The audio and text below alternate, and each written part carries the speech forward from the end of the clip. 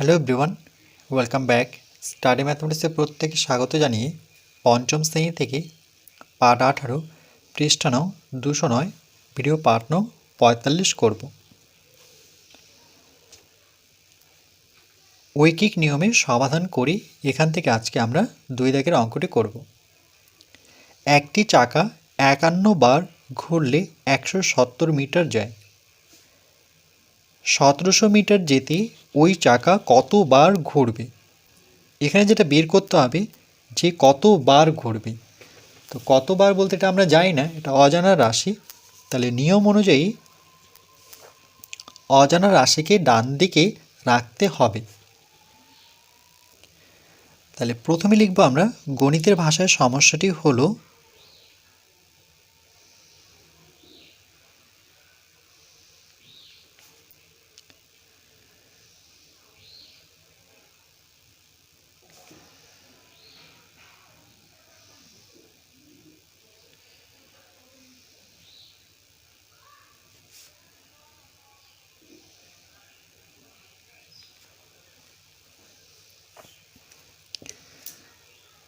তাহলে একদিকে লিখব আমরা, যেহেতু মিটার আর মিটার দূরত্বকে বোঝায়, তাহলে লিখব দূরত্ব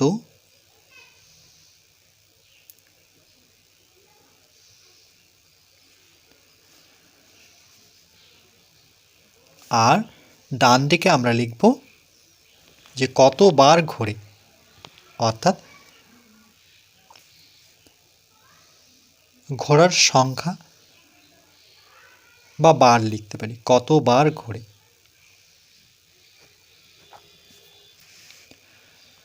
বা ব্র্যাকেটের মধ্যে লিখতে পারি পাক সংখ্যা, মানে কত পাক খায়, পাক সংখ্যা। এখানে বার লিখলেও হবে, আমি এটা অতিরিক্ত লিখে দিলাম। চাকা কতবার ঘোরে এরকম। তাহলে দূরত্ব কত? 170 মিটার।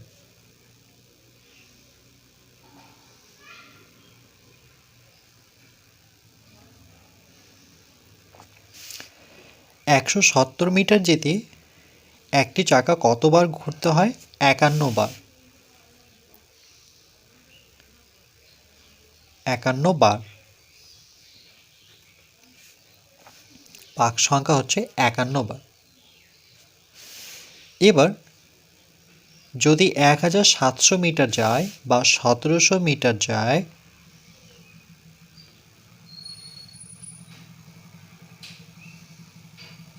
তাহলে চাকাটি কতবার ঘুরবে? অজানা রাশিটি ডান দিকে থাকলো। তাহলে লিখব এখানে এখানে এখানে দেখো 170 মিটার যেতে 51 বার ঘুরে, সেই জায়গায় যদি 1700 মিটার যায়, তাহলে কিন্তু যত বেশি যাবে তত বেশি বার চাকাটি ঘুরবে। যদি গাড়ির চাকা, মোটর সাইকেলের চাকা বা যে কোনো চাকা, বলতে মোটর সাইকেল, সাইকেল হতে পারে। তাহলে 170 মিটার এর থেকে কি 1700 মিটার অনেক বেশি, যত বেশি যাবে চাকা কিন্তু ততবার বেশি ঘুরতে হবে। তাহলে এই দিকটাও বেশি, এই দিকটাও বেশি। যদি দূরত্ব বেশি হয় তাহলে চাকার যে পাক সংখ্যা সেটাও বেশি বার হবে। তাহলে দুদিকে উভয় দিকে বেশি, তাহলে সেটা হচ্ছে সরল সম্পর্ক। তাহলে লিখব এখানে দূরত্ব ও পাক সংখ্যা, বা এভাবে লিখতে পারি চাকার পাক সংখ্যা, চাকার পাক সংখ্যা পরস্পর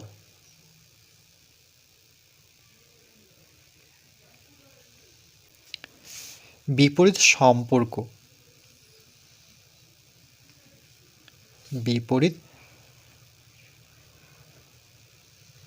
সম্পর্ক।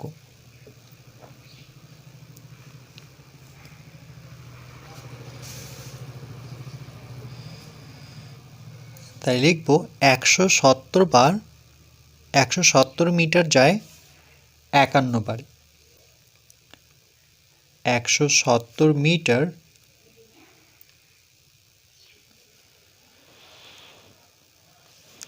যায় তখন 51 বার ঘোরে। 170 মিটার যায় 51 বার ঘোরে, লিখে দিই।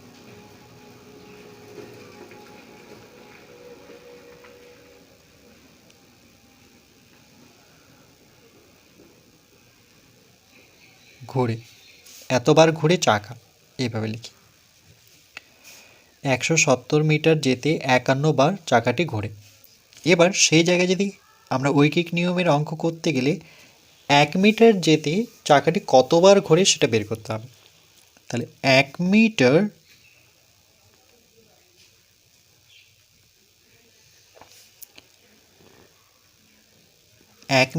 যায়, তাহলে 1 মিটার যেতে কিন্তু বেশি বার ঘুরবে না, কেন 1 মিটার তো অনেক কাছে, যত কাছে যাবে চাকাটি তত তার যে পাক সংখ্যা কম হবে। যেহেতু কম হবে তাহলে কম বোঝালে পরে মনে রাখবে কমের ক্ষেত্রে ভাগ হয়। 170 বার, কম বোঝালে ভাগ হয়, তাহলে এখানে লিখব কম বোঝালে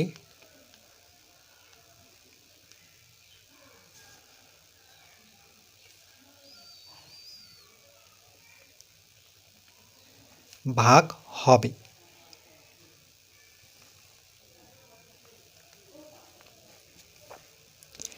এবার সেই জায়গায় যদি 1700 মিটার যায়, 1 মিটারের জায়গায় গাড়িটি বা সাইকেলটি 1700 মিটার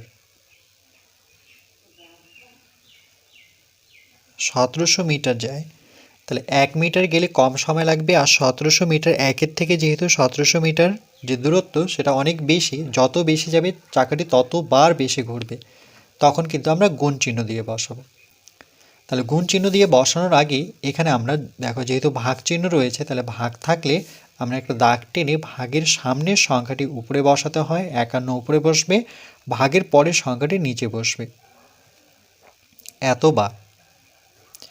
তাহলে এটাকে আমরা লিখব যে এখন যেটা পেলাম 51/170, এর সাথে গুণ দেব, কেন? যেহেতু 1700 মিটার বেশি দূরত্ব গেলে চাকা বেশি বার ঘুরবে, তাহলে বেশি বোঝাতে গেলে গুণ চিহ্ন দিয়ে বসাতে হয়, এতবার। তাহলে এখানে লিখব বেশি বোঝালে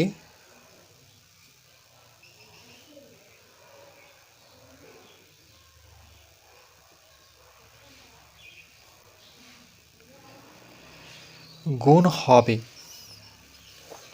আর কম বোঝালে ভাগ হবে। এবার দেখো এখানটা একটা শূন্য, এখানটা একটা শূন্য কেটে দিই, তাহলে সমান 0 0 কাটার পরে উপরে থাকলো 51, নিচে পড়ে থাকলো 17, আর এখানে 170 পড়ে থাকবে, কেন কি একটা শূন্য কেটেছি। এবার দেখো 17 দিয়ে এটাকে কাটতে পারি, 17কে 17, কিন্তু পড়ে থাকলো 0, তাহলে 1-এর ডান দিকে শূন্যটা বসাতে হয়। তাহলে এখানে 51 গুণন কত পড়ে থাকলো 10, এতবার। তাহলে 51-র সাথে যদি 10 গুণ করা হয়, এটা দেখো মনে মনে আমরা হিসেব করতে পারি, 51-র সাথে 10 গুণ করলে কত হবে।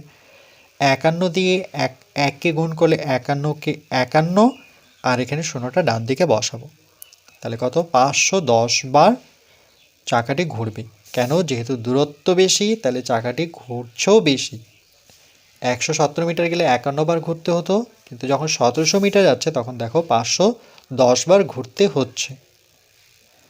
তাহলে উত্তরটি এভাবে লিখব, 1700 মিটার যেতে ওই চাকা 510 বার ঘুরবে। তাহলে সুতরাং 1700 মিটার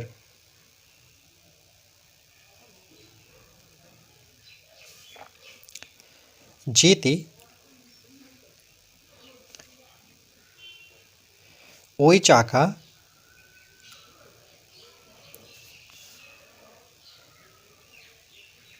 510 বার ঘুরবে।